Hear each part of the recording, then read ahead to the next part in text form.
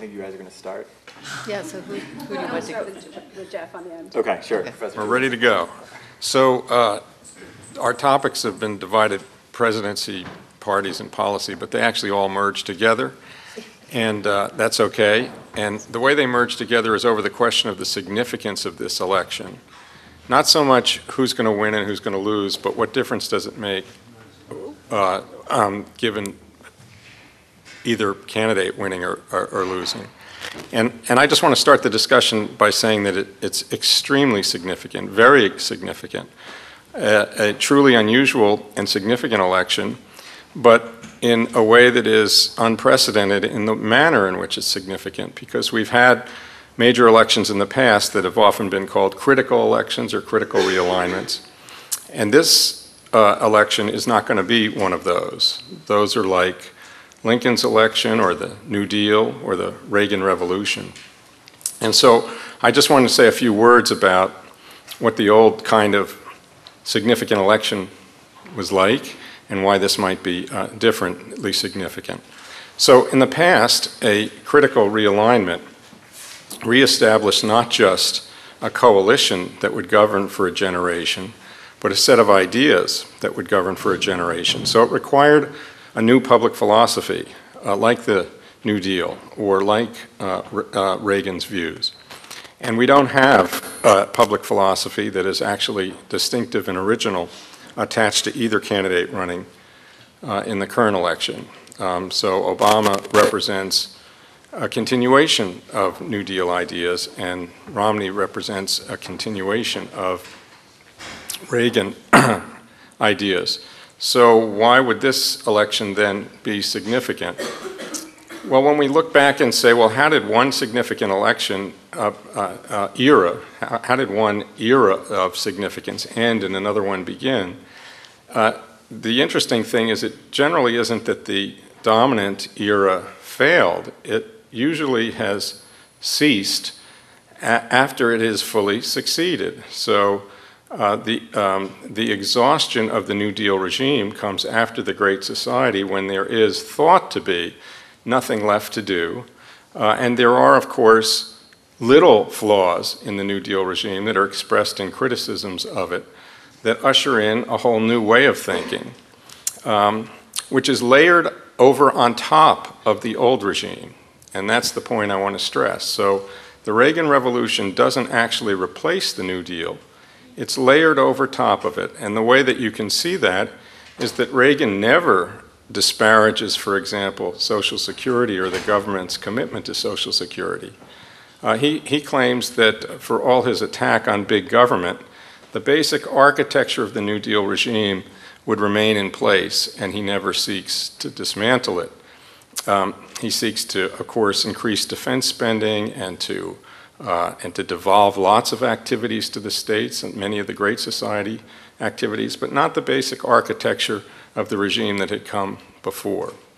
So what's interesting about our current election is that one candidate, Obama, is actually restorative in his orientation. He's actually seeking to restore things that seem to have been covered over in the past rather than perpetuated in the future. And the other candidate, Romney, is seeking to so extend the Reagan Revolution as to push it far beyond its own aspirations, to actually undo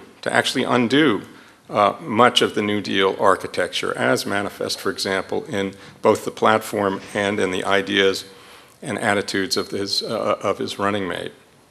And so the significance of this election turns on the question of really whether, in fact, the New Deal will be systematically dismantled or whether it will be completed.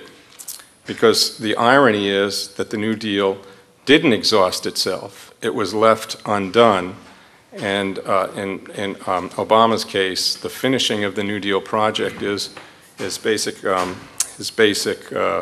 core concern, and actually not just doing something different but dismantling it is what is at stake on the other side. Thanks.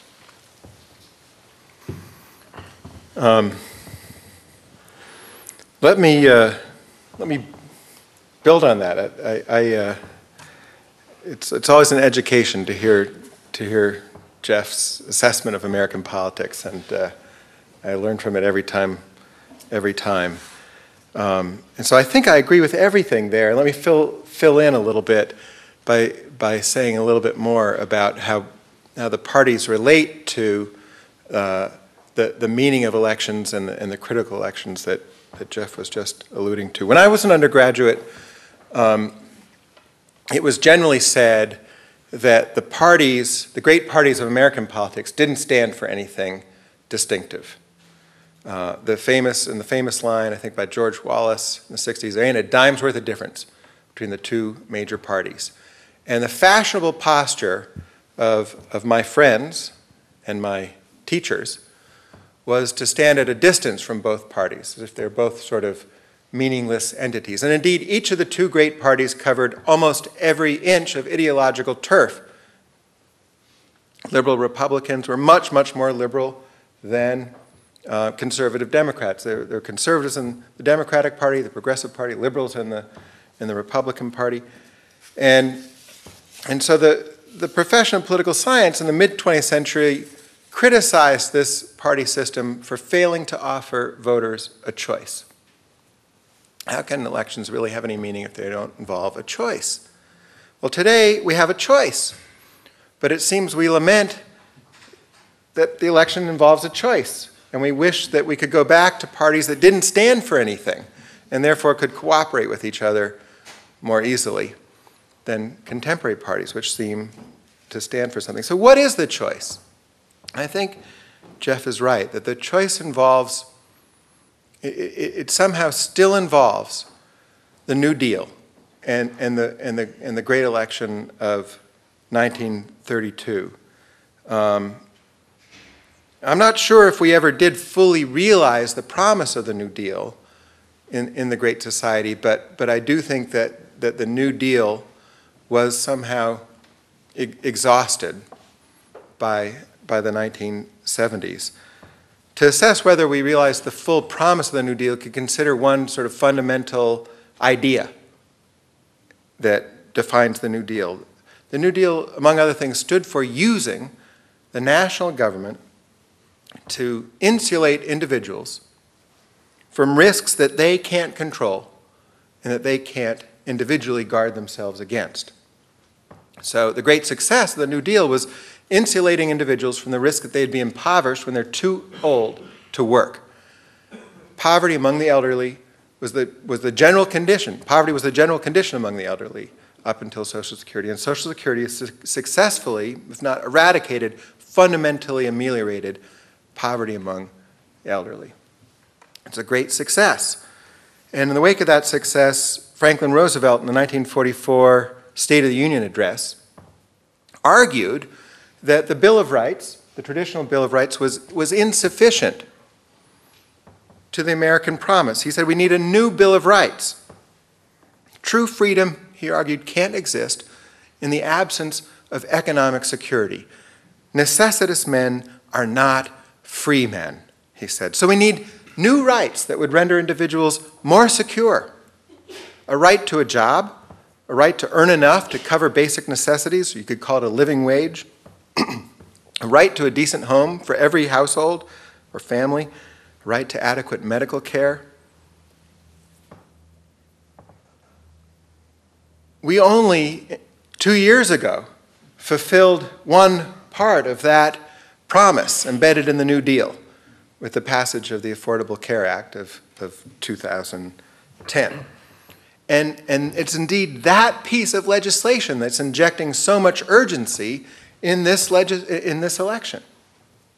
So somehow this election is still about the extent to which we choose to embrace the promise of the New Deal. What FDR called rights, conservatives since Reagan, or Republicans since Reagan, have called entitlements.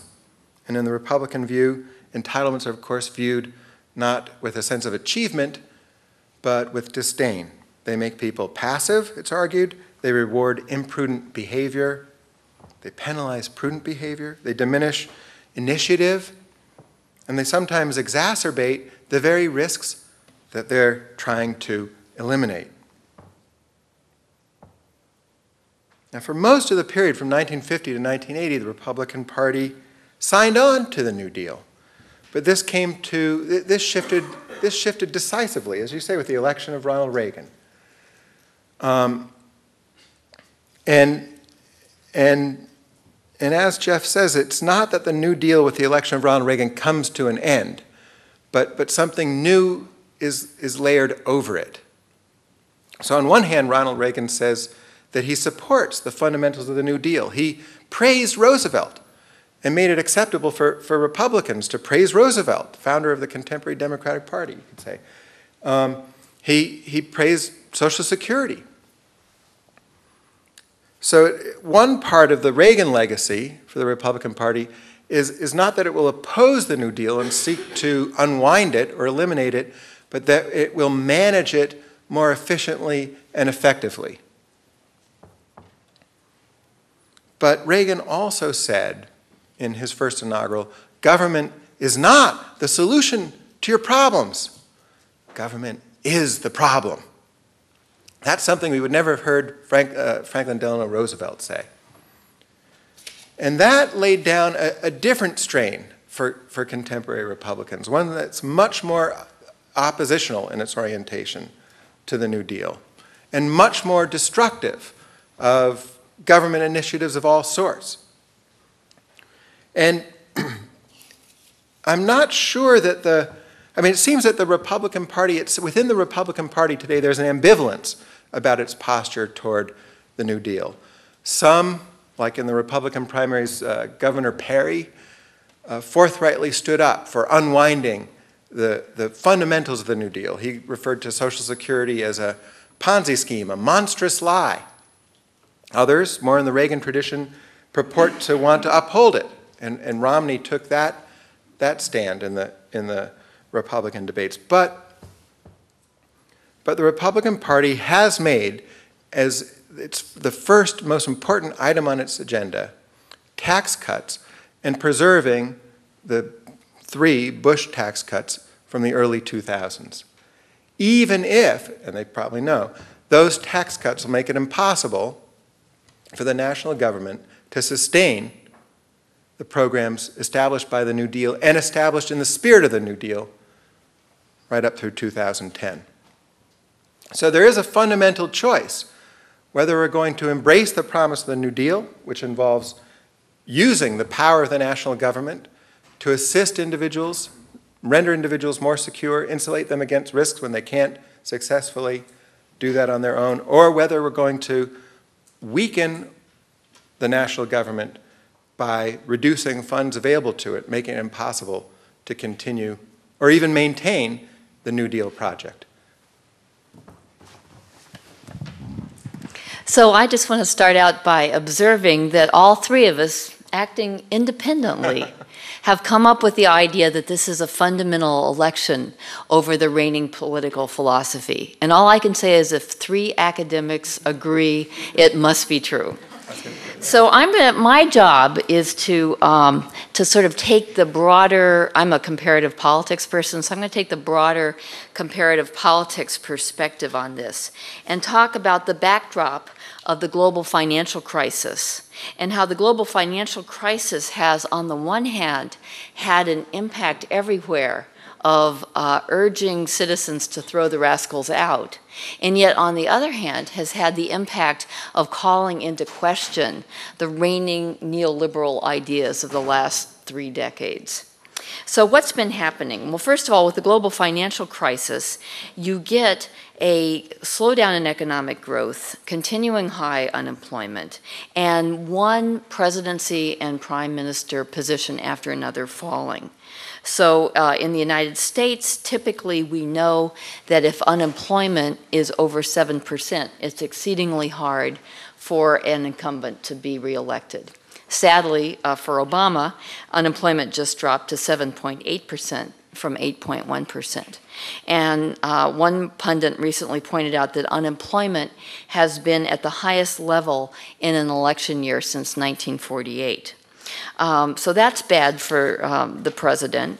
And also bad for the president is the fact that economic crises are a major determinant of government changes in industrialized countries. So in France, François Hollande replaced Sarkozy. 49% of French considered themselves as thriving in 2008 compared to 37% in 2012. Berlusconi was forced out of power in Italy due to the combination debt and sex scandals. Although in that case, I think the big question is how Berlusconi was ever nominated and elected in the first place. David Cameron, of course, replaced Gordon Brown. In Denmark, a new social democrat named Thorning-Schmidt beat the center-right party that had been in control since 2001 with two successive prime ministers named Rasmussen. And Rasmussen #1 from the Liberal Party in Denmark actually replaced a prior social democratic Rasmussen. So there were 3 Rasmussens in the row. So maybe you count that. It was linguistic variety that the Danes were longing for. At the same time, I think that we can't throw Obama out quite yet, because Obama, in fact, has been challenging Romney to rethink neoliberalism. And the global financial crisis suggests that there was a failure of neoliberalism on many grounds. The global financial crisis was originally about the deregulation of the financial industry. And in fact, if you look at Europe, and the European countries that have been doing well since the global financial crisis, it's precisely those countries that have moved away from deregulation and have tried to engineer higher levels of fiscal intervention in the economy. So Europe has become a 4-letter word in the American debate, which I think is rather ironic, because just as Spain and Greece and Portugal have been doing poorly after the global financial crisis, Northern and Western European countries have been doing extremely well. So for example, when polled about their confidence in legislators, 56% of Swedes expressed a great deal of confidence. This was compared to 20% of Americans. 71% of Danes and 69% of Swedes reported they were thriving today. This is compared to 14% in Greece and 10% in Bulgaria. They don't have figures for America. Citizens' experience reflect what countries have done to bounce back from the financial crisis. So the Scandinavian countries, ironically, with the largest public sectors, when we think big public sectors are a disaster for countries. In fact, they ran estimated public surpluses before the global financial crisis, and by 2013, they're projected to pretty much get rid of their budget deficits. Now, these great fiscal situations have enabled these Scandinavian countries, in fact, to stimulate their economies, not just with automatic stimulizers, but rather they've been able to invest in training, do a lot of discretionary spending, and to restructure their economies at the same time. They've pursued a really interesting pattern where they've allowed unemployment to rise, but they've just taken all the unemployment, put them into training programs, and allowed failing industries to kind of go under and to stimulate the growth of green economies. So there's a lot of transitional action going on, and in fact that seems to be doing quite well. So the Business Monitor Index, for example, ranks Denmark as being the second best country in the world in business risk environment, whereas the US comes in at number 13. Now, the interesting thing for Obama is he's tried to pursue a similar kind of strategy in the United States. And as we know, immediately after the global financial crisis, he did pass a stimulus bill that was quite large and pushed it through. His visions for economic renewal are much closer to these successful interventions in Northern Europe, but the Republicans have been better able to express their own narrative. As Bartels points out, middle-class citizens have pretty skewed views of their interests in various public policies in the United States. So you take the Bush tax cuts, for example, of 2001 and 2003, which largely benefit the top 5% of the population. And you would think that the other 95% of the population would realize that these aren't a good idea, that in a zero-sum world, the top 5% wins and the bottom 95% loses. But Americans haven't figured that out very well. Same with the estate tax. It's a great example of misperceptions on the part of Americans. Very few people actually benefit from the tax, and yet Americans have been very supportive of the estate tax. So I think that I have actually other things I wanted to say about the election, but I think I'll just end here and say that I think that there's a fundamental battle going on over the future of the political economy in America. And we have very stark choices at this moment in time. And it'll be interesting to see the degree to which the American people express an opinion and what that opinion will be.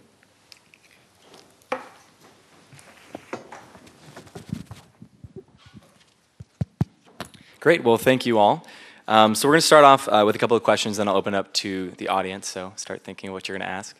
So we've kind of heard a theme here that this is really a fundamentally important election. And I'm going to kind of go back to what Professors Tulis and Muirhead mentioned at the beginning with regard to the New Deal and kind of the fulfillment of those policies. My question is, how have the Republicans been so successful at marketing a platform that would dismantle or seek to dismantle the New Deal policies that ostensibly would seek to serve their voters' interests? How have they managed to do that? Well, the main way is to rhetorically reconstruct the image of both Romney on the one hand and Obama on the other. So the Republican strategy has been to make Americans think as much as possible that Obama is radical in his views. One of the points I wanted to stress is that he's not, that in fact his model is basically Teddy Roosevelt. Teddy Roosevelt, for example's argument for government intervention into the economy was to actually fortify capitalism against a more radical alternative. And Obama has no problem with that, and in fact has finance supporting economists in his administration and so forth. But he's depicted, of course, as a socialist and so forth. And at the same time, the Republicans, who have an avowedly radical agenda as compared to Ronald Reagan, even, for example, Ayn Rand figures prominently in the thinking of the vice presidential candidate. They have successfully, particularly after the first debate, convinced Americans that they have the moderate candidate. Maybe not so moderate in the primaries, but that's what you have to do in the primaries, that kind of thing. But the moderate now, they have the moderate, and the Democrats have the radical. And there's a seductive formula that was offered to Americans by Reagan, which was that you can have tax cuts and spending increases simultaneously. That was followed by George W. Bush, who in one hand continued fulfilling the promise of the New Deal with a new entitlement, prescription drug benefit added to Medicare. On the other hand, passed tax cuts. That's, that has a consequence of creating gargantuan deficits. So it's not a sustainable program of governance, but each piece of it is attractive. Each piece taken separately is attractive. And I think that it could be that today's Republicans, the Republicans of Congress, are more consistent. They oppose spending increases. In fact, they want spending decreases, and they want to maintain tax cuts. So they've finally taken a side, whereas the Reagan legacy was ambivalent, and its ambivalence led to an overall public policy that wasn't sustainable. The Republican Party, at least in Congress, has made a choice. And that's what makes it more radical. Whether that is going to be as compelling a program to present to the public remains to be seen. Do you think that we've reached a point where our expectations for presidential candidates are simply unrealistic?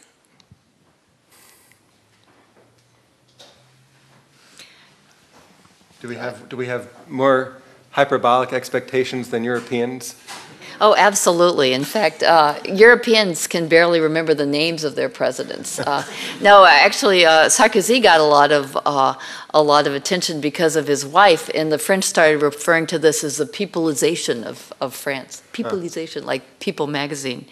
But I think the other problem is, just to kind of weigh in on what you were talking about, is that Americans, for the most part, are really furious about their economic circumstances right now.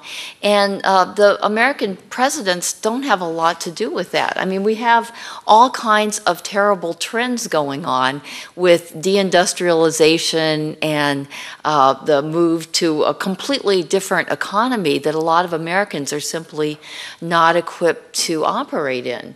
And so they're feeling this economic pain, and they're striking out at politicians and holding them responsible. And they don't have a very sophisticated view of what's happening to them. And so I think in times of acute economic pain, people often prefer conservative, kind of back to the past movement. And that's a lot of what's going on. I don't know if you guys saw the Colbert Report, where they do the median voter. Nell, anybody see this on Colbert?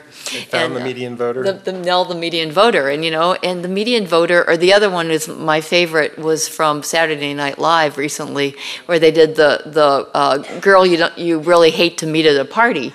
And she's, she's going on about the issues, and she never really mentions any issues. So people feel a lot of passion, but they don't actually make a lot of judgment calls. And that's a way that Americans are different from Europeans. There have been all sorts of public opinion surveys done that show that Europeans have a more sophisticated view of their own economic interests because they have organizations that, unions, et cetera, that sort of teach them what their economic interests are. Programmatic parties that teach them what their economic interests are. Americans don't really have the benefit of that. Yeah, the presidency seems to have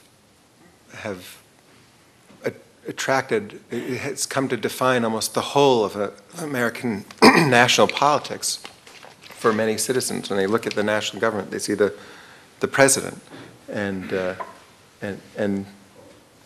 everything else looks very puny in comparison.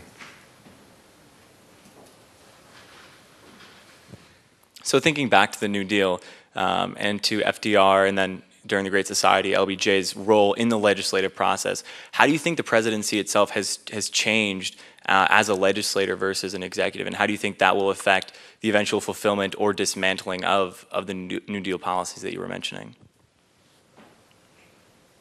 Well, I don't know about the last part of your question, but the big change from my perspective with respect to the presidency has not actually been the presidency.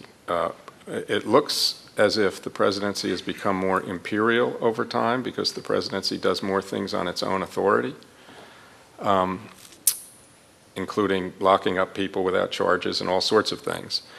And there was a book years ago called The Imperial Presidency by Arthur Schlesinger, and there's now books now called The New Imperial Presidency. The new imperial presidency, though, is really not the imperial presidency. The presidents are doing what the sort of Constitution induces them to do, but it looks imperial because they are no longer being appropriately challenged institutionally by the Congress.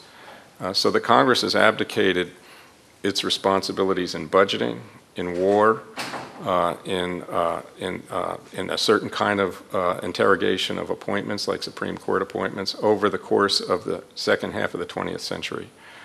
And so we have a supine Congress that looks like an imperial presidency. It's further complicated today because that gap of a legislature that is anemic has been filled by a fortified, more ideological and polarized party system. So whereas in the 19th century, we had partisans and very passionate partisans, that partisanship was subsumed and became a resource translated and transformed into institutional positions so that people stuck up for their institutions in Congress the way that the late Senator Robert Byrd was thought to be a kook in the 20th century. That used to be normal, his kookiness, standing up for the Senate. And so now the institution of the legislature has become a resource for parties rather than parties being transformed as an effective engine of the Congress itself. And the sum of those transformations is the illusion of presidential imperialism. What do you think, Jeff, about the Romney, Romney's refusal to give details about the loopholes and deductions that he would eliminate in a tax reform? He says, that's Congress's job. I'm not going to do Congress's job for it. It would be, I'd be stepping out of my constitutional box if I tried to get into that level of detail. I think that's actually a defensible position. It's one that actually Obama had last time and in healthcare itself. And the idea is that you set forth the principles that you want to defend, and ideally you illustrate it with a program or a policy, but you're insistent that you don't mean for that policy to be rubber stamped, which is what Obama did with healthcare. It's what Teddy Roosevelt did with the Hepburn Act. It's a kind of model of statesmanship. And so the basic idea that Romney found to defend himself from not wanting to politically get himself into trouble by saying what he would do is actually a defensible position.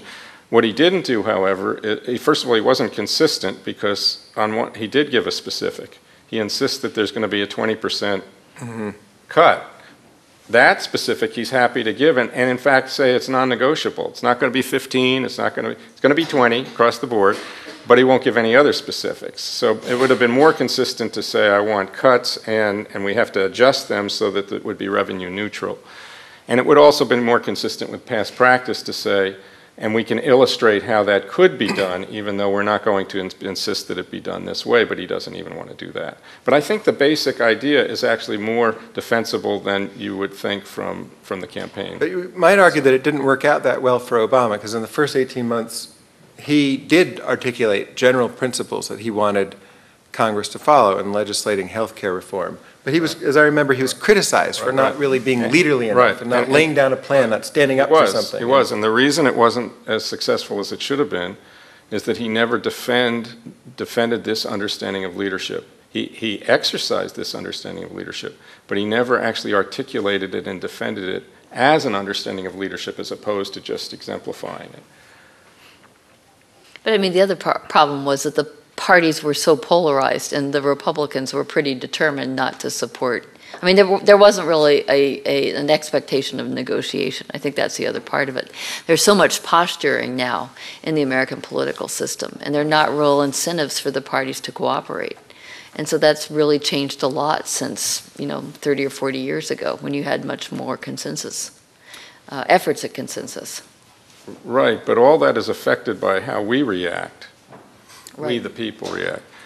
And so if we're not instructed on what, in fact, leadership could look like, what, in fact, the responsibilities of Congress actually are, what so-called post-partisanship is, as opposed to bipartisanship, which is what this was all about. If you have no idea what that is, then you can't then be the political pressure on partisanship. So a McConnell can get up there and say, we're going to stand up against this because everybody's understanding of politics is that it's actually a war between two ideologies. But it could be the case that you can, in effect, mobilize a people. They're ready to be mobilized against polarization. They say they don't like it. People say they don't like it at the same time that they're passionately attached to certain understandings of policy. Right. So they need to have something to hang their distaste on. They have to have an idea to hang that distaste on, and he didn't articulate that. I mean, in defense of polarization, polarized parties that don't cooperate, it does seem that, I mean, this, to my eye, this goes back to this choice about what kind of national government we want. And the parties have taken an increasingly clear stance on that choice. It seems that the people don't really want to make that choice. They want tax cuts, but they want the entitlements that they're accustomed to, and maybe a few additional ones to boot.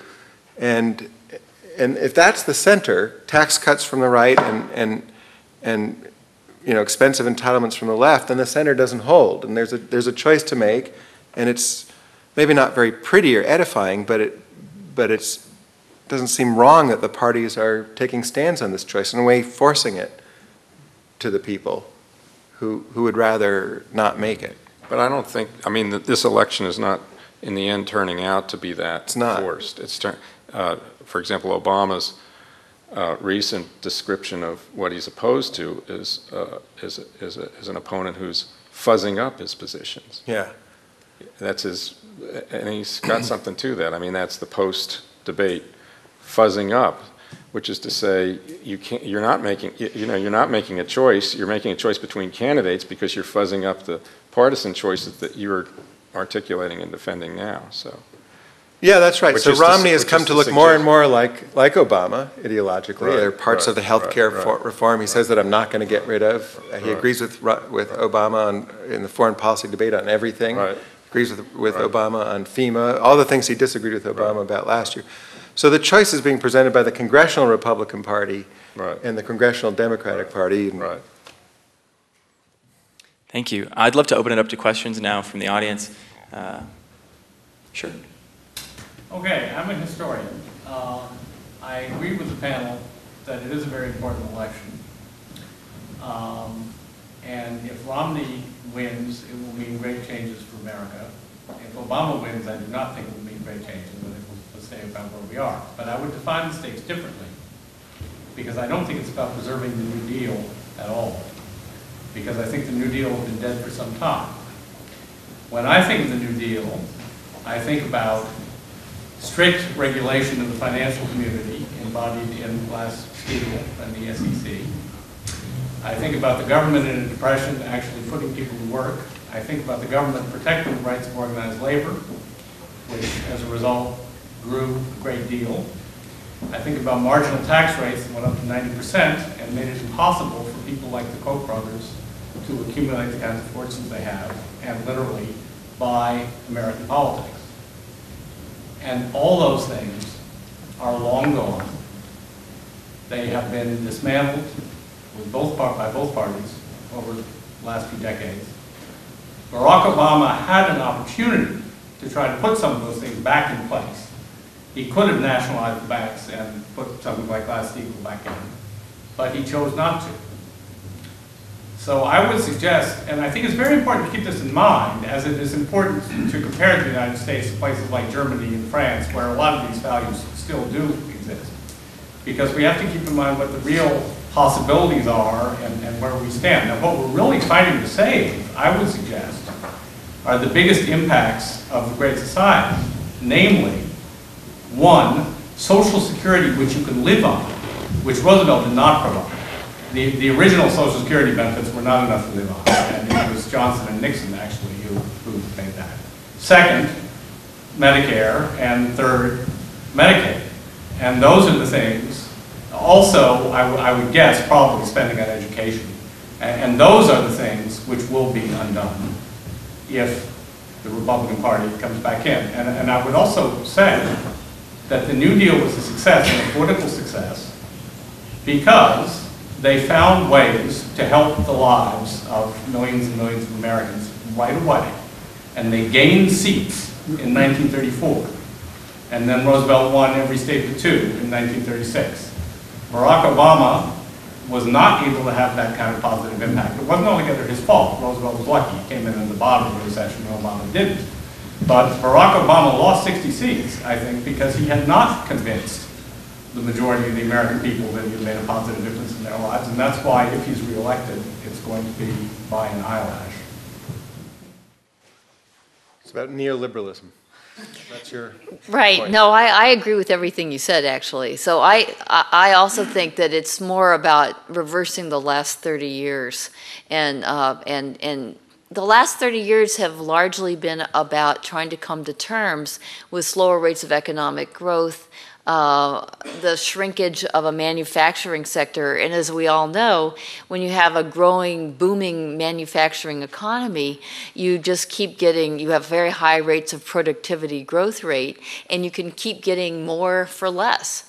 And when you have a services economy, the productivity growth rate is much slower. I mean, you can't ask a nurse to take 16 patients a day instead of 8 and then make a lot more, have them be a lot more productive. So we're really in an era of a shrinking pie, and I think it's a matter of trying to figure out more equitable ways of dealing with that, and while nonetheless stimulating economic growth. And the interesting thing that I have observed are these countries with big public sectors that have a lot of public investment that are actually the ones that are doing very, very well now. We used to think you had to make a choice between high budget deficits, high levels of unemployment, and high levels of inequality. You couldn't have all, you couldn't fight against all three. You could fight against two, but you had to accept one. So the truism was America had high levels of employment and good budgets, but bad inequality. And Scandinavia had sort of high levels of equality and high levels of employment, but budget deficits. And scholars wrote these scholarly articles about that. Well, the interesting thing is the countries that have a lot of investment in human capital through the public sector now are doing significantly better because they're trying to see growth after the global financial crisis as an opportunity, as a chance to kind of regroup. Because what a lot of growth was about before the global financial crisis were housing bubbles and real estate bubbles and stock market bubbles. And it's the countries that are trying to move beyond that to try to find new green technologies, to try to grow in more sustainable ways, to really think outside the box. So those are the ones that are doing better. And I don't think we're really grappling with those issues very much at all in America because we're so bogged down in the things that you guys were talking about. Yeah, maybe the term public philosophy will generalize in a way that offends historians, but because I was speaking of the spirit of the New Deal, or something like an articulation of the goals of the polity and the posture of the government toward those goals. So cost of living increases for Social Security, as they're passed in the early 70s, would be consistent with the general public philosophy of the New Deal. Though they're not historically part of the New Deal, they're signed by Nixon, Democratic Congress. And similarly, modifications of particular policies of the New Deal, such as not having 90% tax rates, or it might be fully endorsable by partisans of the New Deal spirit, as you say. In fact, it'd be very hard to find any recent economists that would, on any part of the mainstream political spectrum, that would support 90% tax rates. That's part of the problem, if you ask me. Well, just as playing the partisan landscape out, then. I would say, if I may, that you can go back to Roosevelt's speeches, and a constant theme is that the average American needs more money to buy goods. And that has gone completely out of our political discourse. The only issue now is whether people have jobs. If they have jobs, that's good. If they don't have jobs, it's bad. And it's ironic that part of Romney's 47% comment, the real reason there's so many people not paying taxes is that the government has had to give them the earned income credit so that they can live at all on what they make. And again, if they made more money, they would be paying taxes, and we'd all be better off. But we've lost sight of that aspect too. I mean, I was speaking about using the national government to insure individuals against risk, but you could just as easily, I mean, I could have, with more time, talked about seeing the national government as a necessary countervailing power to the power of capital, that without a government that's equipped to regulate commerce for the public good, large concentrations of capital will act in a way that's contrary to the public good. And this is Teddy Roosevelt and Franklin Roosevelt. And that's true. That idea of government as countervailing power necessary to well-functioning capitalism did diminish in the 70s and late 80s. I'm gesturing too because this is the neoliberalism Right, that's right. that was put to question by the financial sector meltdown of 2008. That's right. But somehow that question, wasn't really discussed or answered. Well, it kind of got derailed in the economic malaise. But the other thing about government is that government in the prior period was about trying to help every citizen realize his or her full potential as a citizen, as an economic actor. So there was this sense of government trying to bring everybody into the productive fold. And we have enormous waste of human capital in America. We have like 25% almost of our kids are growing up under the poverty level. I mean, that's an outstanding number. We have a lot of low-skilled workers. We have huge sections of the country who end up in prison, and the government no longer is expected. It's sort of expected to only minimally intervene. We don't really expect the government to kind of jumpstart the economy the way that we did during the New Deal, and to realize human potential. Another feature of the New Deal moment was that it made the case that a big country required big government, that government service was honorable, and that honorable government service in a big government was in fact the elaboration of the founding constitutional idea of government. And what the Reagan Revolution succeeded in doing was to begin to convince people that somehow the big government was inconsistent with our Constitution going back to its origins. Ironically, of course, Reagan's government got even bigger, Right.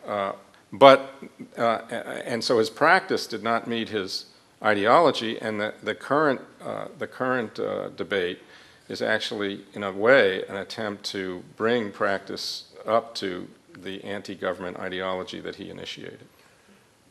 Yeah. Great, thank you. Andy. Yeah, so the overall premise that sort of Romney and the congressional Republicans are eager to roll back the spirit of the New Deal. I just, to play devil's advocate a little bit, I have a political and a philosophical question with that, and then I'd just like to hear what you guys would say. So politically, we've also, the common caricature of Governor Romney is that he's a complete pandering opportunist whose primary political value is to get elected. And so that seems pretty out of line with predicting that a Romney presidency would enact really unpopular sweeping austerity and roll back these programs. So like you sort of have to pick one caricature or the other in a way.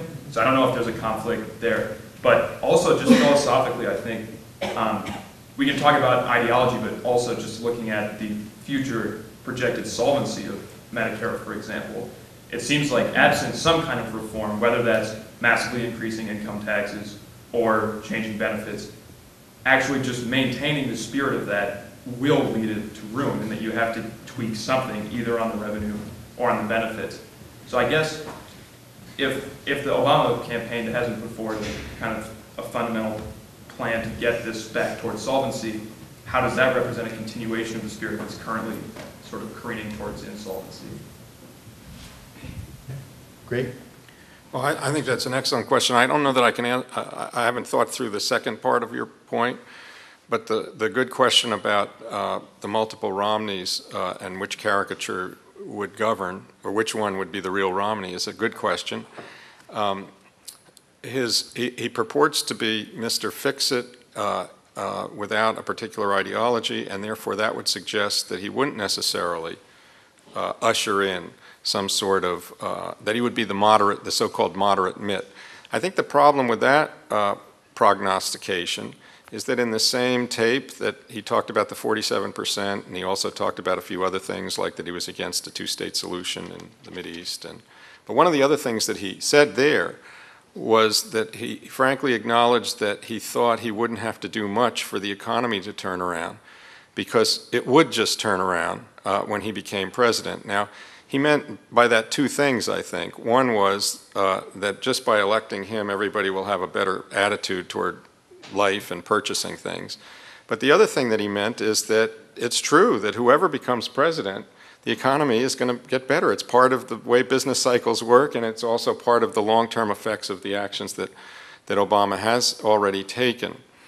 That suggests to me that he isn't, that I don't project him as Mr. Fix-It on the economy. I project him as having to deal with a very impassioned party that is going to dominate the legislature and is going to take credit and responsibility for his own election, and they will be setting the agenda. That he will. That's the basis of the prognosis, the strength of the party over the sort of absence of a programmatic of a program of his own.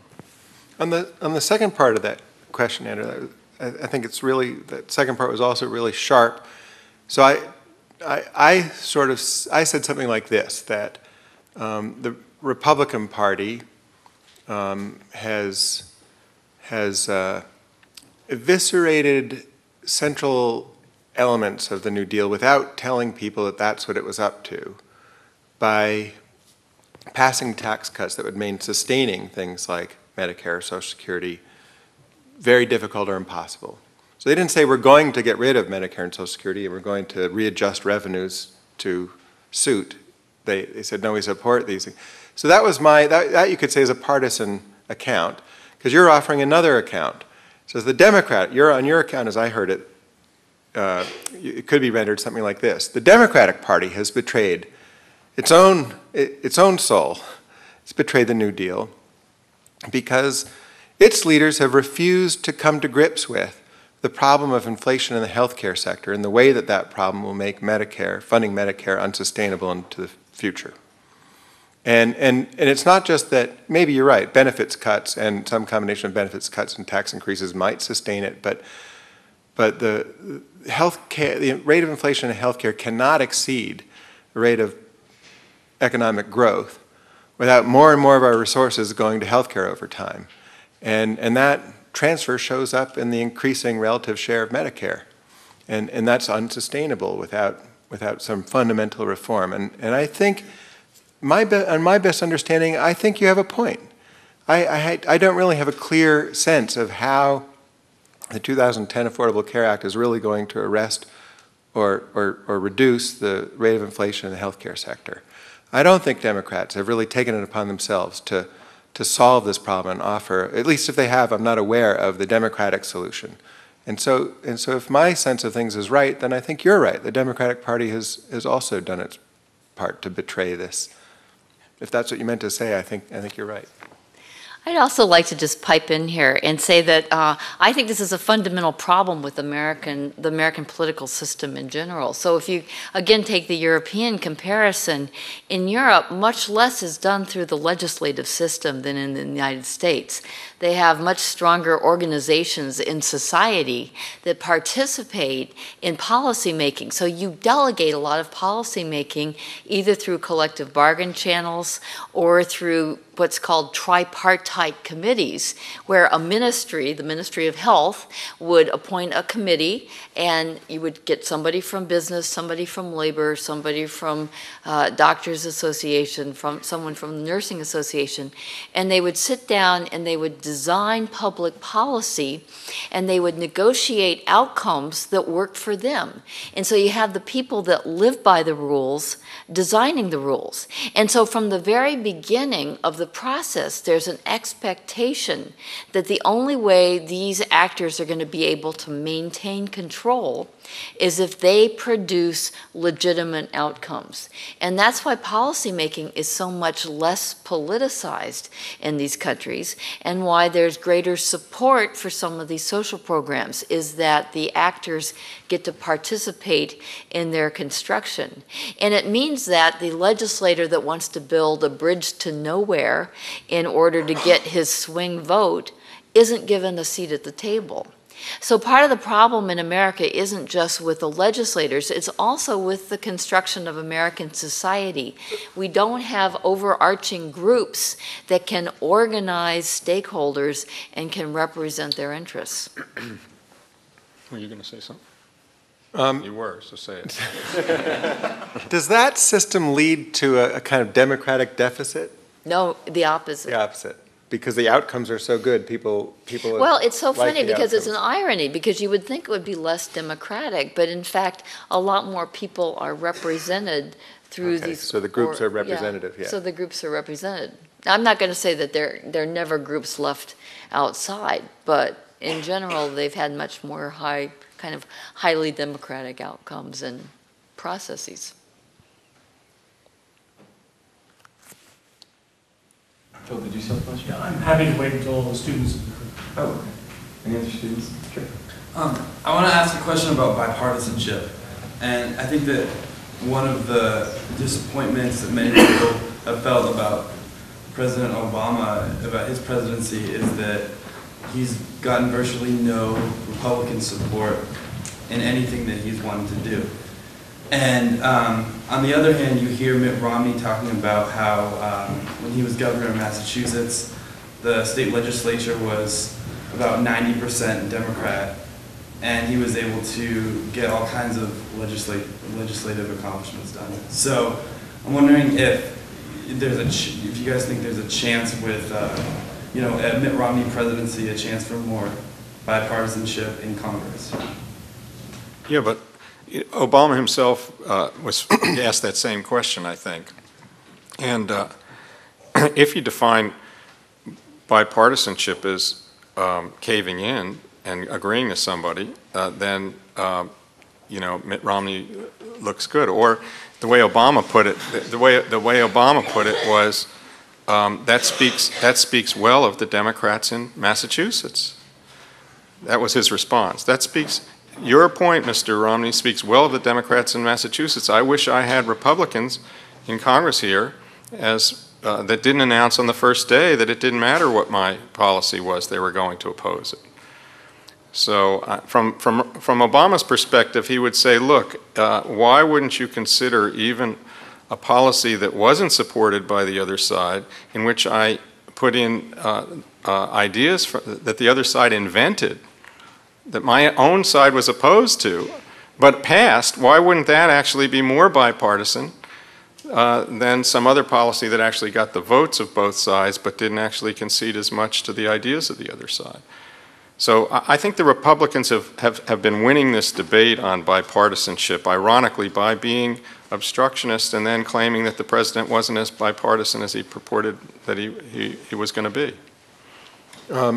It used to be that almost all important legislation was passed by real bipartisan majorities, meaning a majority of one party voting with a majority of the other party.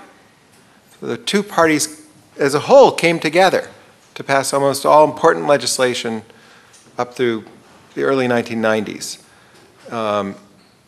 Important legislation doesn't seem to be passed that. Now, the very standard of bipartisanship has been diminished.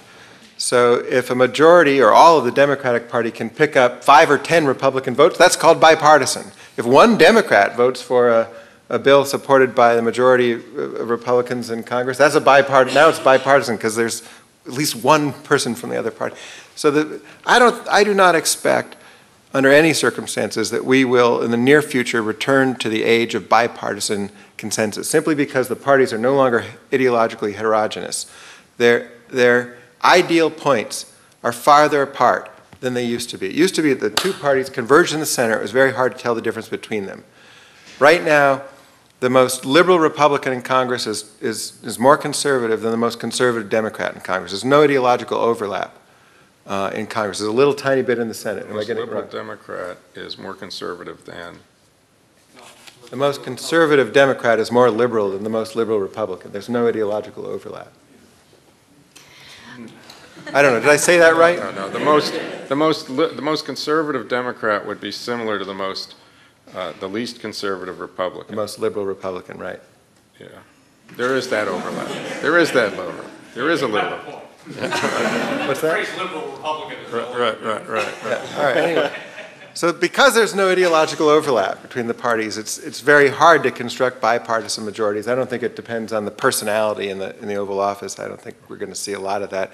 That raises the question: how do we govern with divided party control? And the emerging consensus is that, I don't know that this is right, but the the emerging Beltway consensus is that we have a separation of power system right now with parliamentary parties. In a separation of party system where there's a majority, where one party controls Congress, another party controls the presidency, you can't govern without somehow bringing the two parties together. But if the parties are much more internally disciplined, unwilling to cooperate with each other or bargain or compromise, they're behaving like parliamentary parties, then the separation of power system sort of breaks down. And that's the worry right now in Washington. I think that it's a reasonable worry to bring to the future, regardless of whether Romney or Obama is elected. And I'd just like to add something to that, and something we haven't really talked about much is the financialization of political parties in America. So if you look at who the really important party characters are, it's people who have fundraising capacities. And there's a huge difference today in terms of the degree to which the party funds virtually all candidates, or most candidates.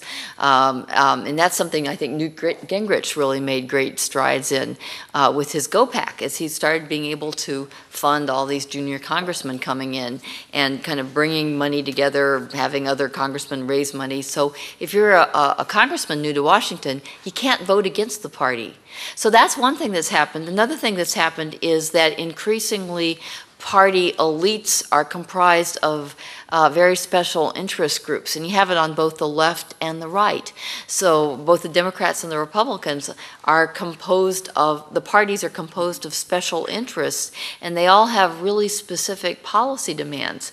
And so the party has to play a kind of a two-stage game. On the one hand, meet the interests of these really specific, meet the demands of these really specific interests, and on the other hand, try to appeal to the, the mass unwashed in the middle. And so it creates, it's much more difficult for the party to try to take a bipartisan stance when it's trying to appeal to its core funders who are often at the extremes. Cathie, can I ask you something following up on what you said before, and your interesting point about the basic structure of European politics compared to American politics? What about the fact that so much of the American budget is a defense budget, and that defense budget includes the defense budget that Europeans aren't paying for themselves? Oh, yeah. All right. What about that? Now, isn't that a structural difference that allows them some advantages? Absolutely. Yeah. No, that's absolutely right. We're the policemen of the world. All in the back. Hi. Do you think it's like ethically or philosophically sound for voters to vote for Romney just because it's more likely that bipartisanship will occur in Congress as opposed to another Obama presidency?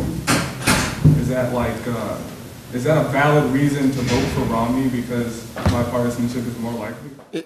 If you just have I mean, I don't understand the generic, I understand that there needs to be, the spirit of compromise needs to be revived in Washington in order to make the government work.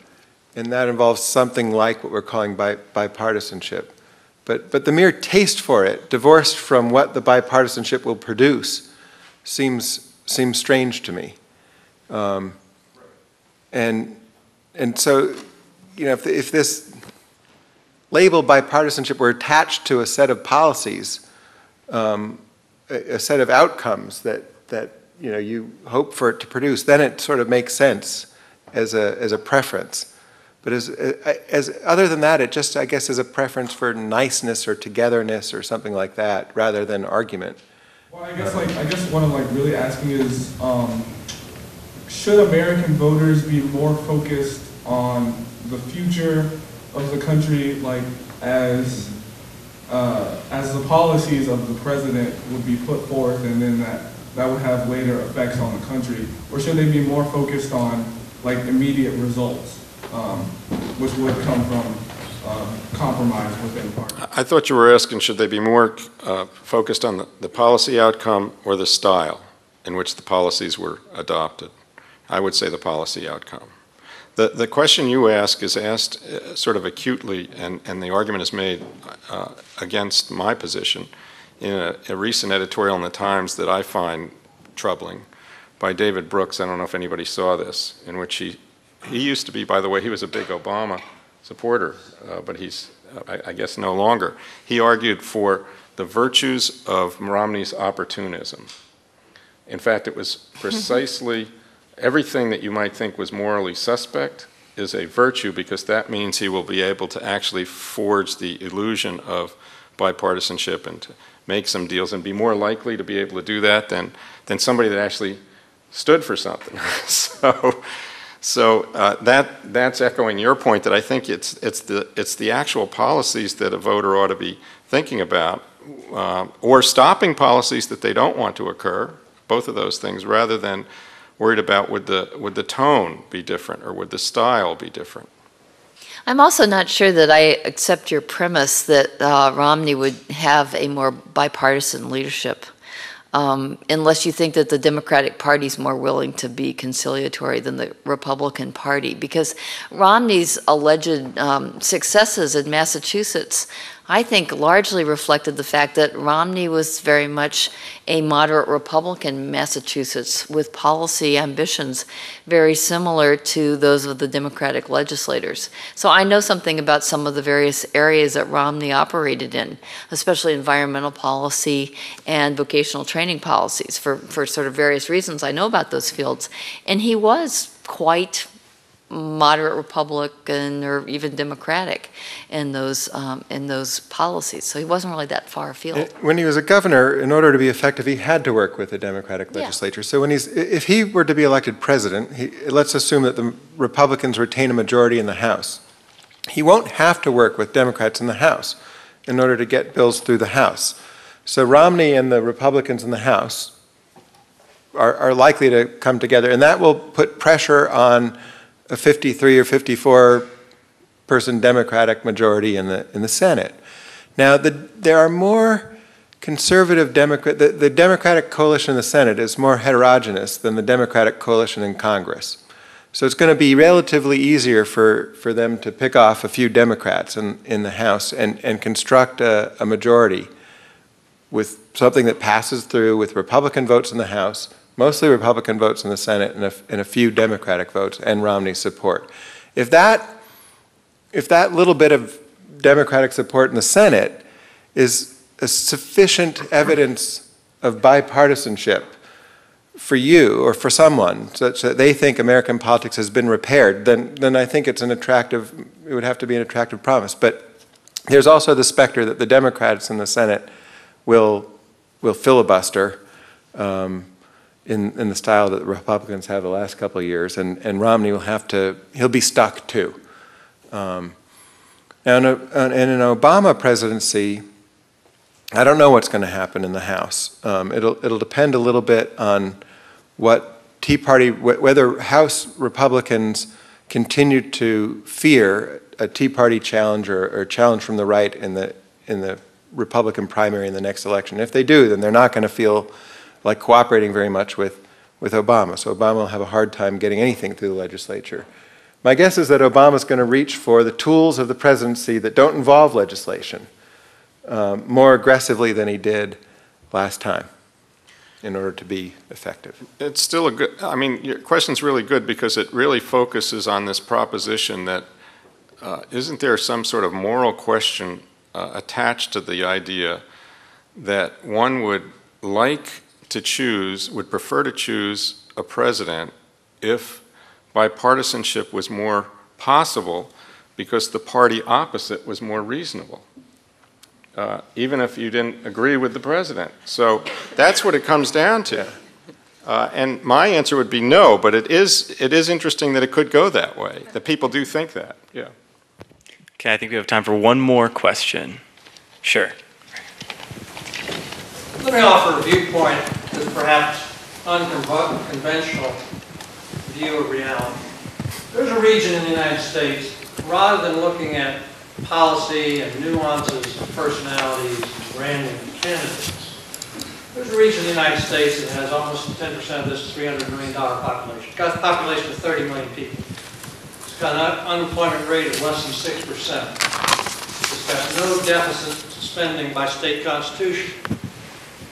It has more jobs today than it did pre-recession. It has population growth annually in the city of Dallas, as an example. God told you. I said Texas when you were. 50,000 people, which is the equivalent of Memphis every year. It's a right-to-work state, has no income taxes, no estate taxes, AAA rated cities, and is a city-state in a sense, to put a brand on it. So an academic view going forward that looks at trends already underway and attributes that work, that are not fully recognized, is a very valuable perspective in lieu of interpretation of the past. And I would suggest for the students in this room that that view of the future and what works in this a region that, as a case example, as evidence, concrete, compelling evidence, which is in the midpoint on North America, on the north-south axis, the way Chicago was east and west, has access to Asia, to the Pacific ports of Mexico, has transportation hubs, Tier 1 universities, transportation all the way up to Canada. As an example of what's possible when you talk about results and outcomes, in a state where the legislature only meets every other year, and then only for 90 days. So those are a little different views of Beltway and national politics.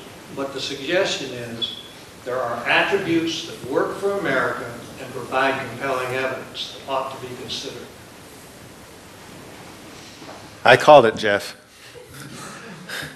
But let me ask. Well, the one sort of academic point I would make is a lot of people have talked about the fact that states competing with each other, for example, unemployment, is not a good model for the nation. That the ability to attract people with low taxes from another state does not translate into a national policy that would reflect the same benefit overall, because we're dealing with a national population rather than multiple states. Just as somebody who lives in Texas, it doesn't feel to me like a well-governed state. Our educational system overall ranks among the worst in the country. Our crime is a problem.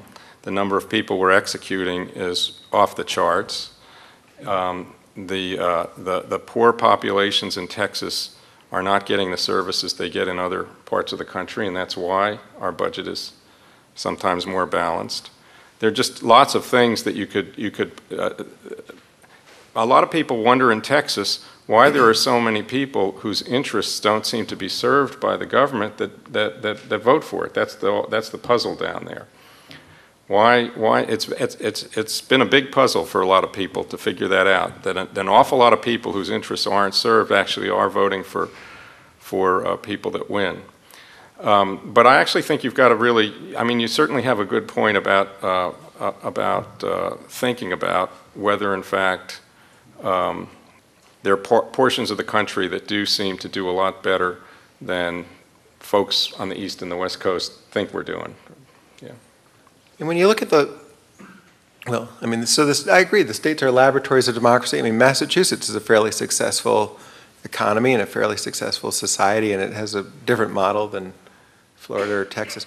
But it is true when you look at the large states, the largest states, New York, Illinois, California, Florida, and Texas, it is the case, I mean, from a distance at any rate, I'm not in any of those, it looks like Florida and Texas do better than New York, Illinois, and California, at least in the moment. New York, Illinois, New York's probably the best off of the three, California, Illinois, New York. New York's probably the best of those, but those three together seem to be in worse shape than Florida and Texas. And I don't know if, comparing Massachusetts, it's a little bit like comparing, I mean, you're good at this, but, when you take Sweden and the United States, you take like a country of 5 or 7 million people, it seems like it's a hard thing to do when you have to compare 320 million. Sweden to Ireland or Switzerland. Yeah. That's where So maybe Massachusetts and Texas don't work. So I was just going to say that there is a guy, Joel Rogers, who's written quite a bit about this idea of using federalism in a kind of positive way. And because one of the things that happens is people at the regional level do seem to have more confidence in their government. And you can kind of focus regional activities more on the norms of the area. So New England has actually done really interesting work, especially before Obama came in the area of environmental policy. They had this, NESCOM is this New England states group that's worked for developing regional quality, air quality standards. There are a lot of examples of that sort of regional activity. And so some people think that this is the way we should go, is just let the country basically like divide up into regions. I guess the question you have to ask yourself is, on the one hand, it's a nice idea to let regions sort of develop their own directions. On the other hand, you have to think about kind of what you need at the national level to do in terms of promoting economic competitiveness. I mean, we live in an increasingly international world, and everything can't be devolved down to the regional level. So that's what I would say. Remember, Texas is the 10th largest economy in the world. Yes. Okay, and the attraction or the creation of demand is primarily through jobs, not through absence of taxes. So people, when population shifts, competitiveness, economic prosperity will vote on their feet, will vote by their feet. So it's just an alternative for investigation. Right, but what I'm saying is that I'm not disagreeing with you. We have really high job rate in Massachusetts as well, and we have a very different system in Massachusetts. So some people think that maybe you should just let 1,000 flowers bloom. I'm just saying that there are some things that the national government does, and so it's important to sort of think about the various levels and how they fit. Great, well, thank you all very, very much for coming and speaking with us. Peter.